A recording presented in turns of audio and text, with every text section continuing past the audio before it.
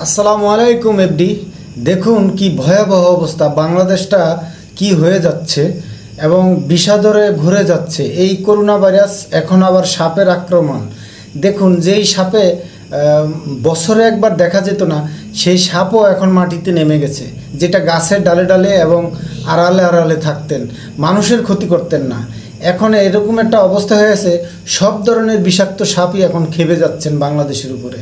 আমরা জানি না যে আসলে আমাদের দেশে বা দুনিয়াতে কি হচ্ছে, মানে খুব দ্রুতই হয়ে যাচ্ছে কিনা কেয়ামত। এইভাবেই জীবজন্তুর মাধ্যমে হয়তো আমাদের এই পতন ঘটতে পারে। তবে দেখেন যে যেই সাপটা, এটা আপনারা অনেকেই দেখেছেন, বেশিরভাগ অঞ্চলে আমাদের গ্রাম অঞ্চলে দেখা যায়।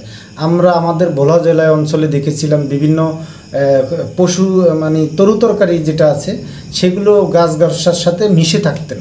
আমরা অনেক সময় ধরেছি এবং খুব কাছাকাছিও গিয়েছিলাম, কিন্তু আমাদেরকে কখনো কামড়ায়নি।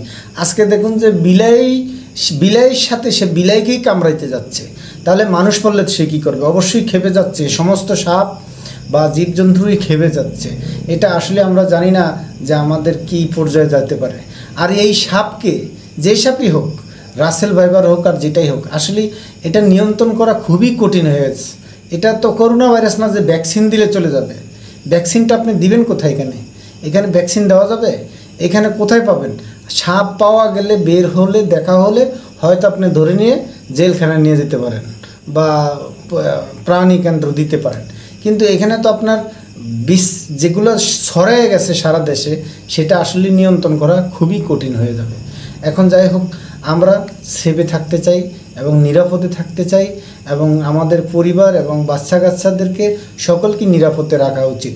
এবং যারা কৃষি খামারে কাজ করতেছেন, তাদের অবশ্যই বুট জুতা পায়ে দিবেন, প্লাস্টিকের বুট জুতা পায়ে দিয়ে অবশ্যই ক্ষেত খামারে কাজ করবেন। ধন্যবাদ সবাইকে। আসসালামু আলাইকুম।